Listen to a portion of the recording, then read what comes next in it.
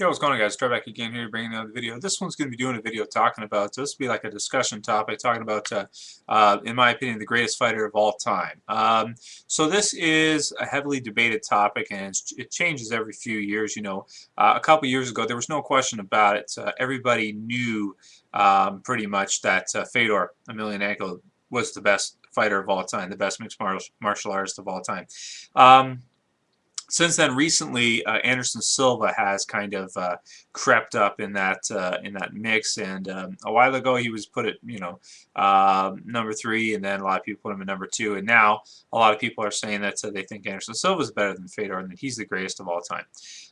So the big thing about this is pretty much when it comes down to it, a lot of people try to discredit Fedor's wins because a lot of them have been against competition that maybe wasn't top competition at the time.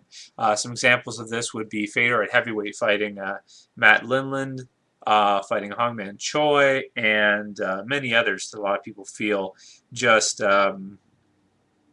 he really shouldn't have fought. These are kind of like, freak show fights, you would call them. Anderson Silva's never had a freak show fight, you know what I mean? He's never been in one of those, really, at least not in the UFC. And he's been undefeated since he's been in the UFC. To this day, he's still undefeated. We'll see what happens with Chael Sonnen upcoming this summer in Brazil. But both of them have similar records, at least until Fedor lost to Verdum via triangle, and then ended up afterwards losing to Bigfoot and Henderson. Obviously had that slope and kind of went down from there, and everybody just kind of knew, like, okay, Fedor's time is probably up. You know what I mean? He's gotten to an age now where it's just not working for him anymore. Some people criticize him, saying that he was never really that good.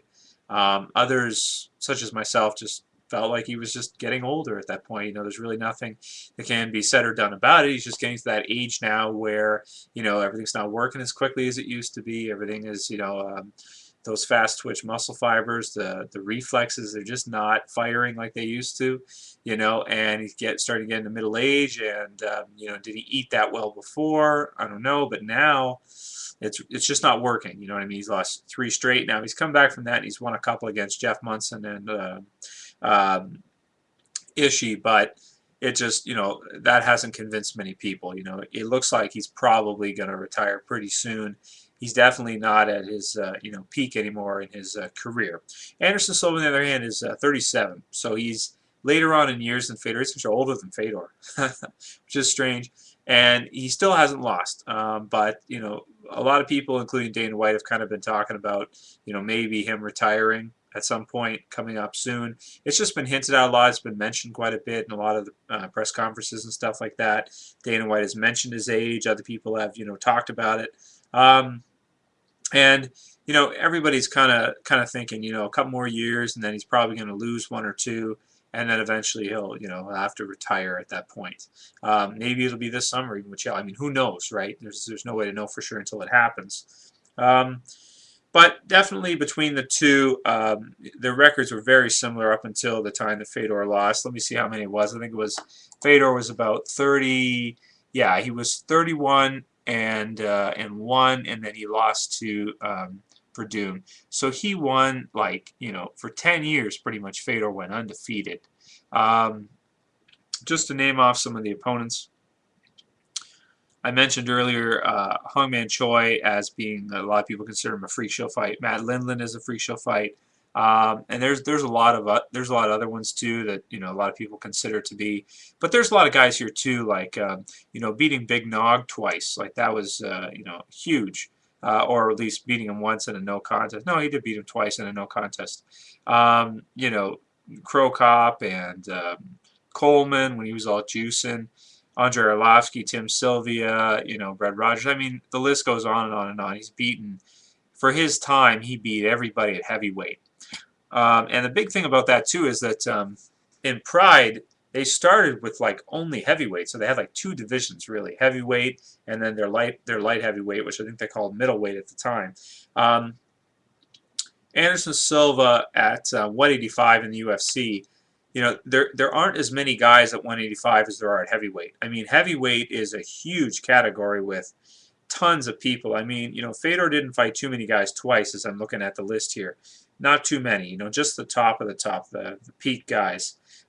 Anderson's fought a lot of the same guys a couple times, just because there aren't that many good 185-pound guys. If Anderson moved up to 205 permanently instead of him just fighting there twice, we could have kind of gotten to see a little bit more about, okay, how good is he, at 205. He did beat Forrest Griffin pretty handily, and that whole thing. He beat Sandman pretty easily before he got kicked out of the UFC. What else?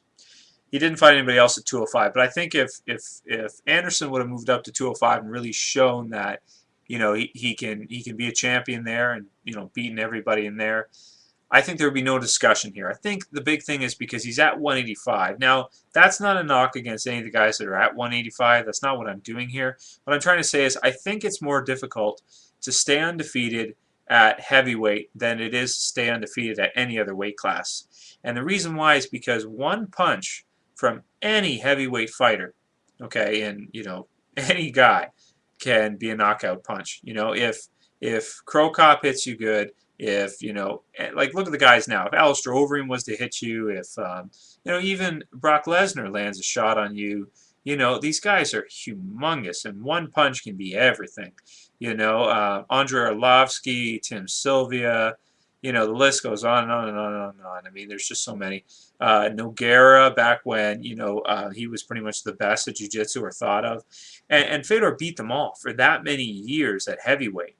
That's just crazy to think of, that he was able to do that at the heavyweight. I think it'll be telling in the next few years, because when you look at the UFC and you look at the heavyweights, you notice that there's never really been a guy, except for Fedor, and maybe Randy Couture if you want to count him in there, who's really just been on top, you know what I mean, like for a long time. There's just never been one. And I think that's because the heavyweights are so damn dangerous, man. They're so dangerous. These guys are absolutely humongous men, and like I said, one punch can be your winning streak is snapped. That's it. And for him to go that long is really something crazy. Not to say that 185-pounders can't knock somebody out with one punch. They can. It's just that, when you're dealing with a weight difference of 70 pounds on average probably, that's a lot. Obviously, this is a discussion type video. People are going to have their different opinions of who they think deserves the #1 spot for the greatest of all time, be it Fedor, be it Anderson. The other big thing is, Anderson's been in the UFC fighting what they call top competition the entire time, and has never lost, which is crazy too to think about. Absolutely insane. And he's getting close to, in terms of years, he's starting to get close to Fedor, even though that Fedor, he didn't always fight for one organization. But that's kind of because, Pride went under. If Pride stayed, I tend to believe that Fedor would have stayed and been champion for another, couple of years. It would have been probably about the same amount of time until somebody beat him. It would have taken an Alistair Overeem or one of these guys to come in and finally beat Fedor. We'll see if it ever happens to Anderson. And the other thing too is every fight from now on that Anderson wins, it makes a more convincing case that he deserves the #1 greatest of all time spot. And the real question is, Fedor definitely was considered it. Has it changed now that Anderson's been won another 3-4 fights in a row without losing, and the records are really close? Anderson also did lose early on in his career as well.